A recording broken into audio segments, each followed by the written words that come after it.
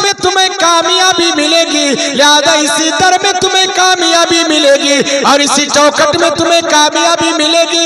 इस मस्जिद के अलावा तुम्हें कहीं पे भी कामयाबी नहीं मिल सकती।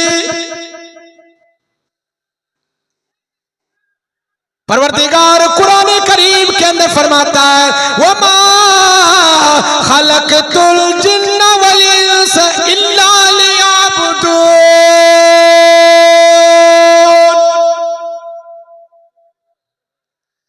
परवरदिगार कुरान करीम के अंदर फरमाता है, मेरा बंदा, मैंने इंसान और जिन को नहीं पैदा किया सिर्फ और सिर्फ इबादत के लिए। अल्लाह किसके लिए पैदा फरमाया? बोलो भाई, इबादत के लिए पैदा फरमाया। किसी और मकसद के लिए इंसान को पैदा नहीं फरमाया और किसी गर्ज के लिए इंसान को पैदा नहीं फरमाया, बल्कि अल्लाह अपने बंदे को अपनी इबादत के लिए पैदा फरमाया और अपने सामने सजदा करने के लिए पैदा फरमाया और अपने पेशानी को जमीन में टेकने के लिए, लगरने के लिए इस इंसान को अल्लाह पैदा फरमाया। इसलिए लोगों, परवरदिगार कुरान करीम के अंदर फरमाता है,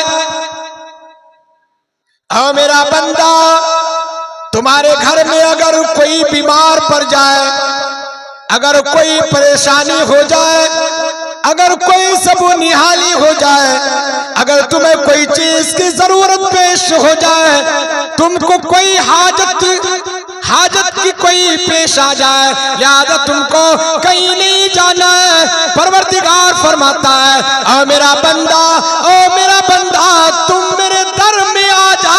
मदनी करीम सल्लल्लाहु ताला अलैहि वसल्लम ने इरशाद फरमाया, ओ लोगों, अगर तुम अपनी हाजात को पूरी करना चाहते हो और अगर तू अपनी बीमारी को शिफायाब करना चाहते हो और अगर तू अपने घर को खुशहाल करना चाहते हो और अगर तू अपने घर को बुलंदी में लाना चाहते हो, तुम अच्छी तरीके से वजू कर लो और तुम मस्जिद में आ जा और तुम ये दुआ पढ़ ले, अल्लाहुम्मा फ़्तह ली अबवाब रहमतिक। इंसान ये दुआ पढ़कर मस्जिद में दाखिल हो और ये 2 रिकात नमाज अदा कर ले और 2 रिकात नमाज पढ़ ले और अल्लाह ताला के सामने अपनी हाजात को रखे और अल्लाह ताला के सामने अपनी मुरादों को रख ले। रब्बे कायनात के हबीब जनाब रसूलुल्लाह सल्लल्लाहु ताला अलैहि वसल्लम ने फरमाया, और लोगों, जब इंसान अल्लाह के सामने हाथ उठाता है और उसके हाथ नहीं गिरते, रब्बे कायनात उसके तमाम के तमाम हाजात को पूरी कर देता। मेरे भाइयों, मेरे बुजुर्गों, परवरदिगार कुरान करीम के अंदर फरमाया, या अय्युहल्लज़ीना आमनुस्तईनु बिस्सब्रि वस्सलाह।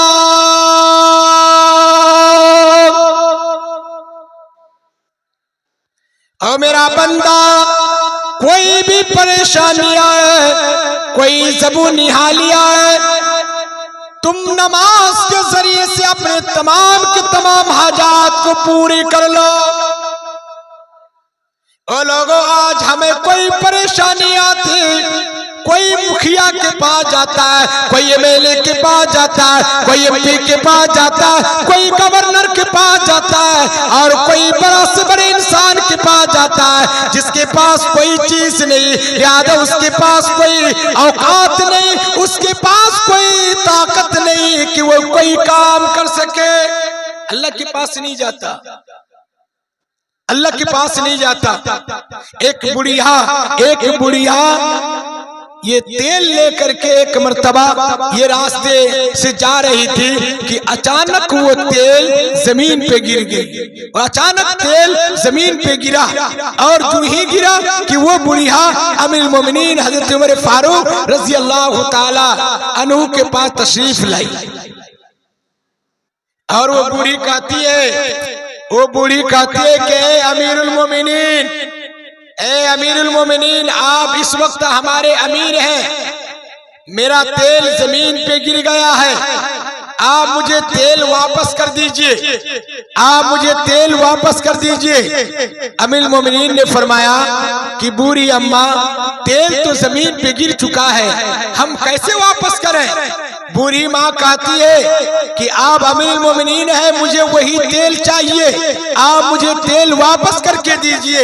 हजरत अमीरुल मोमिनीन उमर फारूक रज़ी अल्लाह ताला अन्हु उस जमीन पे जाते हैं जिस जमीन पे वो तेल गिरता है, और वो जमीन पे एक पर्चा लिखता, और लिखने के बाद उस जमीन में वो पर्चे डाल देते हैं। और पर्चा डालना था कि फौरन वो जमीन तेल को उगल देती है, तेल को निकाल देती है, और वो बूढ़ी माँ वो तेल को अपने शीशी में बंद कर लेती है। और शीशी में जो ही बंद करके जाने लगती है तो लोग देखा कि आखिर उस पर्चे में क्या लिखा हुआ है। और मेरे भाई मेरे बुजुर्गों, अरे उस पर्चे में जो ही देखा गया उसमें ये लिखा हुआ था कि ऐ जमीन तुम तेल दे दो, ऐ जमीन तुम तेल दे दो। अगर तुम तेल नहीं देती हो, लिहाजा इसी जमीन में और इसी जगह में मैं उस बेनमाजी इंसान को दफन करूंगा, मैं बेनमाजी इंसान को मैं इसी जमीन में दफनाऊंगा, दफन करूंगा। ये लिहाजा ये जमीन कहाँ उठती है? ऐ अमीरुल मोमिनीन सुन लीजिए, ऐ अमीरुल मोमिनीन सुन लीजिए, मैं तो तेल देना गवारा कर सकती हूँ, मगर बेनमाजी इंसान को अपने पेट में दाखिल करना गवारा नहीं कर सकती।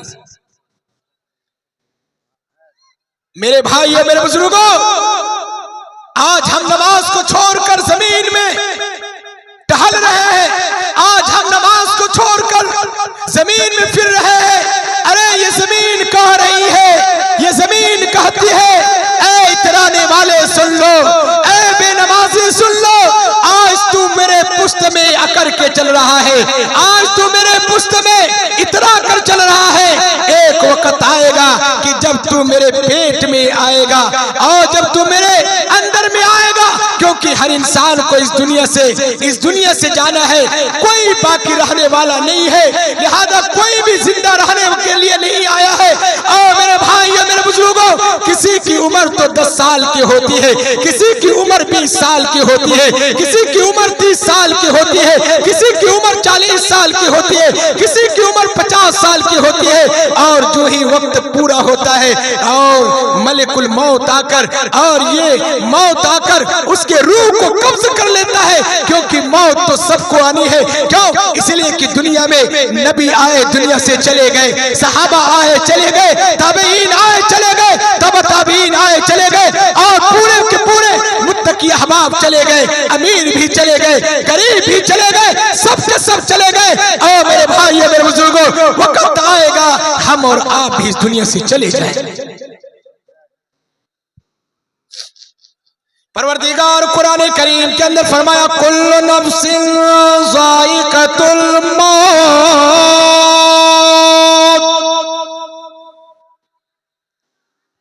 परवरदिगार फरमाया कि मेरा बंदा चाहे अमीर क्यों न हो, गरीब क्यों न हो, मिस्कीन क्यों न हो, मोहताज क्यों न हो, पढ़े लिखे क्यों न हो, अनपढ़ क्यों न हो, छोटे घर का या बड़े घर का, सारे लोगों को मौत आ जाएगी।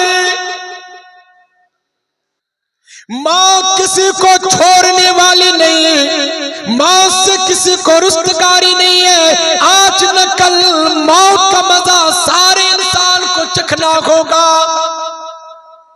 सारे के सारे लोगों को उसी जमीन के गड्ढे में जाना होगा, जाके 2 गज जमीन सारे लोगों के लिए तैयार है। उसी 2 गज जमीन में तमाम के तमाम इंसान को जाना होगा।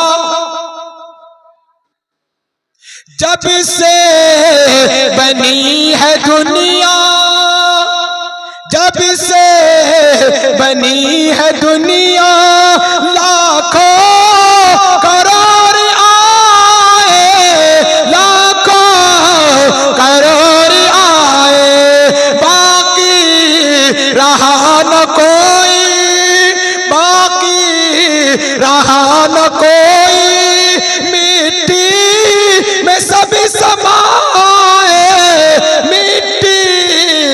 सभी समाए, 2 गज जमीन का टुकड़ा, 2 गज जमीन का टुकड़ा, छोटा सा तेरा घर है, छोटा सा तेरा घर है। दुनिया के ऐ मुसाफिर, दुनिया के ऐ मुसाफिर, मंजिल तेरी कब्र है, मंजिल तेरी कब्र है। इसलिए तमाम इंसान को कब्र के गड्ढे में चले जाना होगा। मनोभर मिट्टी लोग देकर चले आएंगे, लिहाजा उस कब्र में कोई कुमकुमा नहीं होगा, और उस कब्र में कोई लाइट नहीं होगी, और उस कब्र में कोई बिजली बत्ती नहीं होंगे, और उस कब्र में कोई बल्ब नहीं लगा हुआ रहेगा। परवरदिगार के हबीब जनाबे रसूलुल्लाह सल्लल्लाहु ताला अलैहि वसल्लम ने इरशाद फरमाया, क्या इंशाअल्लाह हम लोग कब्र में रोशनी लेकर के जाएंगे? भाई कब्र में रोशनी लेकर के जाएंगे। कितने लोग जाएगा? वो लोग हाथ उठाए देखे, कितने लोग कब्र में रोशनी लेकर के जाएगा? मैं एक रोशनी बताता हूँ, और अगर आप उस रोशनी को लेकर के जाएंगे मेरे भाइयों, वो कब्र रोशनी होगी, वो कब्र रोशन होगी, वो कब्र उजाला होगा, उजाला होगा, और उस कब्र से अंधेरी खत्म हो, अंधेरे खत्म हो जाएंगे और उजाला ही उजाला होगा। अल्लाह के नबी सल्लल्लाहु अलैहि वसल्लम ने इरशाद फरमाया, ओ मेरी प्यारी उम्मतियों, ओ मेरी प्यारी उम्मतियों, तुम दुनिया में रहकर अपने कब्र को रोशनी बनाना चाहते हो तो तुम बना सकते हो, और अगर तुम अपने कब्र को उजाला करना चाहते हो तो तुम कर सकते हो। लिहाजा तुम एक अमल कर लो। अल्लाह के नबी सल्लल्लाहु अलैहि वसल्लम आज नहीं 1400 साल पहले इरशाद फरमाया, 1400 साल पहले इरशाद फरमाया, अस्सलातु नूरुल। मदनी करीम सल्लल्लाहु अलैहि वसल्लम ने फरमाया कि नमाज रोशनी है, नमाज नूर है। इंसान दुनिया में 5 वक्त नमाज पढ़ता है, वजू करता है, लिहाजा इस वजू के पानी की वजह से उसका चेहरा चमक जाता, हाथ चमक जाते, पैर चमक जाते। प्यारे हबीब सल्लल्लाहु अलैहि वसल्लम ने फरमाया, मेरे प्यारे साहबा, कल कयामत के दिन मैं एक एक उम्मती को चुन कर छांट कर मैं जन्नत लेके चला जाऊंगा। सहाबा फरमाने लगे, अल्लाह के नबी सल्लल्लाहु ताला अलैहि वसल्लम, मैदान महशर में अव्वलीन से लेकर आखिरीन तक इंसान मौजूद होंगे, वहाँ करोड़ों इंसान होंगे, अरबों इंसान होंगे, आप कैसे पहचानेंगे कि ये मेरी उम्मती है? मदनी करीम सल्लल्लाहु ताला अलैहि वसल्लम ने फरमाया, ओ लोगों ध्यान से सुनो, बात याद रखें। मदनी करीम सल्लल्लाहु अलैहि वसल्लम ने फरमाया, ओ मेरे प्यारे साहबा, जो मेरी उम्मती 5 वक्त वजू बनाया करेंगे और 5 वक्त नमाज पढ़ेंगे, इस वजू के पानी की वजह से उसका चेहरा चमकेगा, हाथ चमकेगा, पैर चमकेगा। मैं उस चमक की वजह से पहचान लूंगा कि ये मेरी उम्मती है।